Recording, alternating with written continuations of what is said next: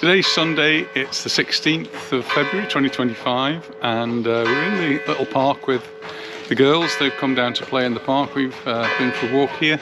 Nita's just going to get a coffee, and I'm going to talk a little bit about solar panels. Well, Nita's going to go off get the coffee now, and the girls are playing in the park here. So I thought I'd just tell you a little bit about solar energy and a little bit about my interest in it, which actually stems way back through to the 1970s when I went to university. It was something I was interested in then. And just the other day I came across a book actually that Anita bought me many years ago for my birthday. It's just a little paperback book, but it's a book I read over and over again, all about different types of renewable energy, not just solar. I mean, solar was in its infancy in those days, very much so. And when we talked about solar energy in the 1970s, people were really just talking about warming their water up and using the sun to do that. Well, obviously it's changed a lot over the years. And you'd think that a country like Spain, having so much sun, would be absolutely covered in solar panels. And well, there are solar panels here, but it's not taken off in quite the same way. And Anisha just said, as we walked to the park in Hanover, very few of the houses here seem to have solar panels on them. And our experience of places like, well, the UK, of Holland, of Germany, we just see every roof nearly with solar panels. Well, perhaps not quite every roof, but lots of roofs have got these solar panels on. And you might wonder why they're not here so much. Well, solar energy is important in Spain, and we have actually seen down near to Seville, there's a big solar park there, which has got a couple of solar furnaces, a couple of the biggest ones in Europe. But solar panels on houses, well, they got a bit of bad press a while ago when the government here decided that they wanted to tax the income from them. Because the way it works, of course, is that the solar panels make the electricity, and the electricity was sold to the grid, and that was seen as an income. And so the government said, you're getting income, you must pay income tax. And well, it was in the newspapers, and it was referred to as a tax on the sun. Well, lots of people said, oh, well, we're not having them. And people who did have them said, well, we're not going to give the government money for our solar panels. So they actually took them off the roofs. So there was a bit of a lull and a time when it was really quite frowned upon amongst a lot of the community. That didn't really take my mind off them. I've always really wanted to have some solar panels on the house. And I think maybe it was just expense that put me off. But solar panels have dropped tremendously in price, and you can actually buy a panel for, apparently here in the local DIY store, for €66. That doesn't include installation, doesn't include the inverters, doesn't include all of the wiring, doesn't include all the other things that need to go too. But the panels themselves are incredibly cheap. And I've seen more and more in the paper about people in Germany actually using these solar panels as fencing. They just, instead of putting a wooden panel up or some other sort of fencing, they put a solar panel there. The panels themselves, the ones we're having, are 2 meters by 1 meter, so you can see they're going to make quite a good fence. And if you can get the electricity out of them as well, that's a double benefit that you're going to get. So we've put the idea off for a long time, and well, recently I thought we'd do that. We'd actually get some solar panels. So we've had a couple of estimates, and we've actually taken the plunge now. So what does it involve? Well, both estimates, the people came to our house, looked at the roof, measured things up, and looked at our electricity consumption, the orientation of the house, to see whether it was pretty much south facing, which it is, and we've got a nice big flat roof which is all south facing.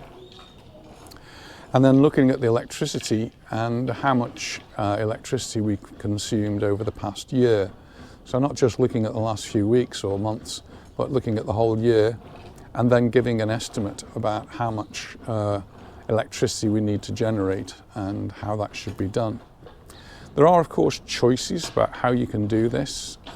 We could have the panels and store the electricity in batteries. We haven't gone for that one.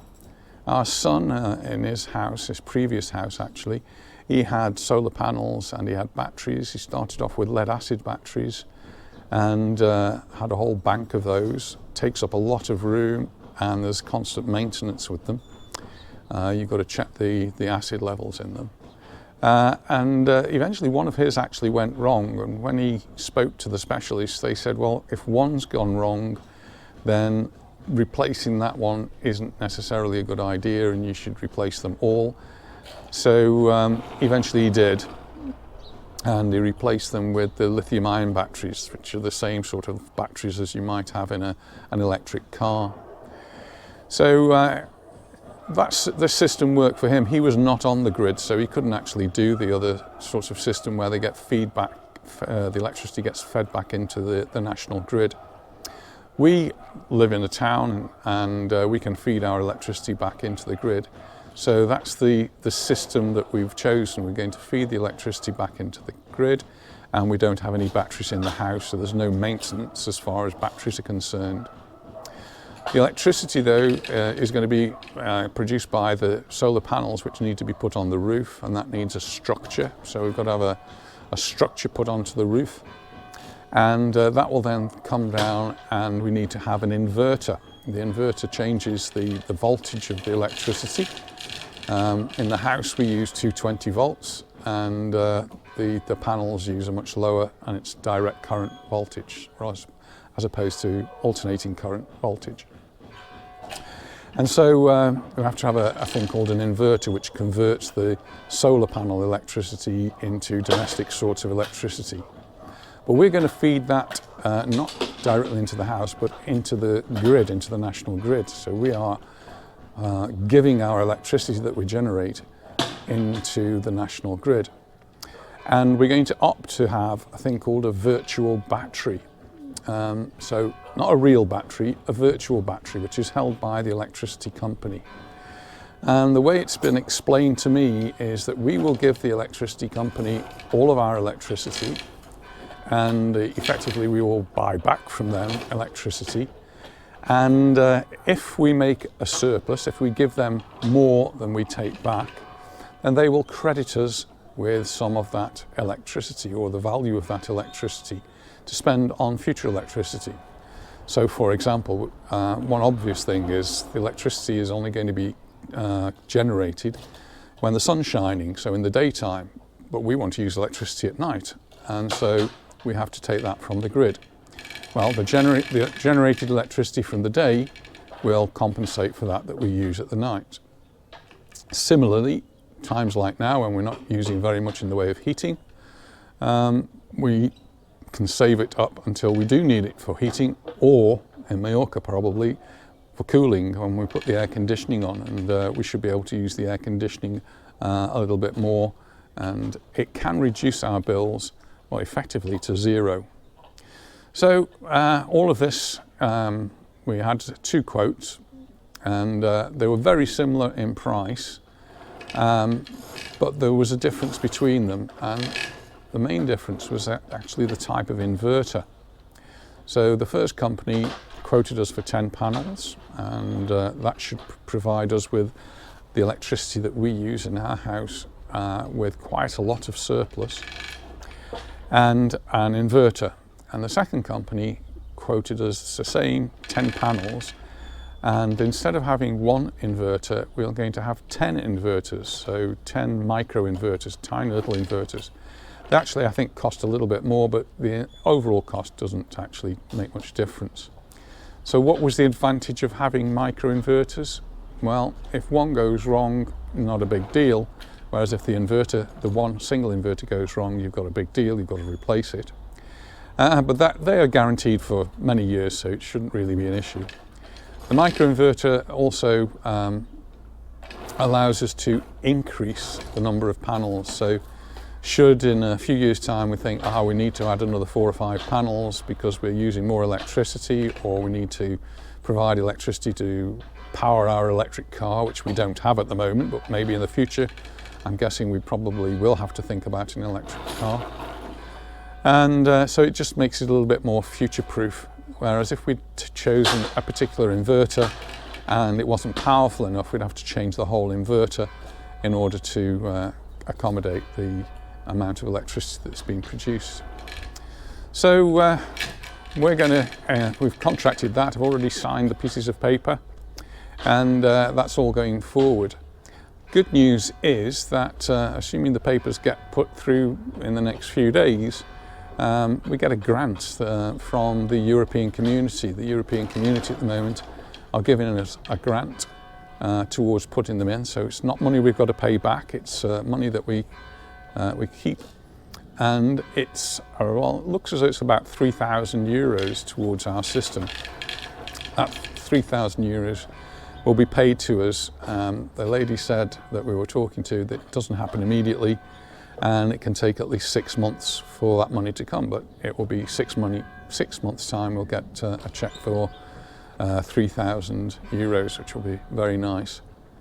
Other benefits include any money that you spend on this sort of thing can be set off against your income tax. So won't be this year now, but on the next year's income tax return, we'll be able to include this, and we'll get some tax benefit from that. And then another thing, and apparently this just depends on which municipality, which area you live, is that we live in Palma, and for the next 7 years we only pay 50% of our council tax, called the EB here, EB. So 50%, so we're going to save that over the next 7 years. And so lots of benefits. The quote we had eventually was for 8,000 euros, and it looks as though we're going to get around about half of that or more back. And so in the end, it will only cost us about 4,000 euros. And then our electricity will be virtually, on our virtual battery, virtually free.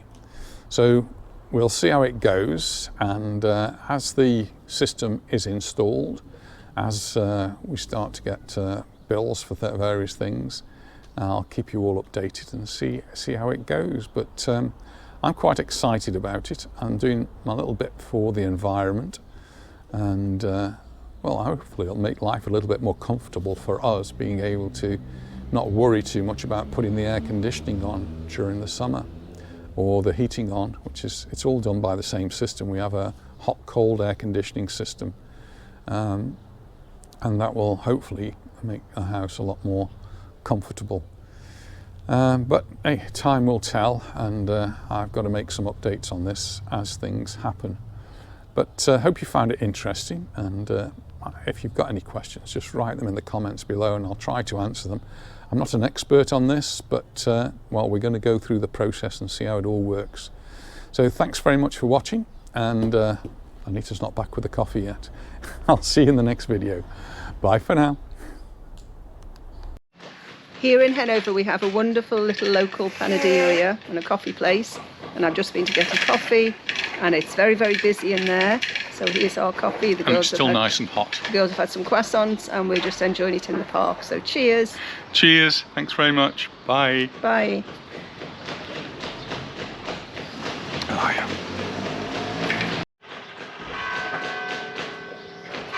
Careful, Indy.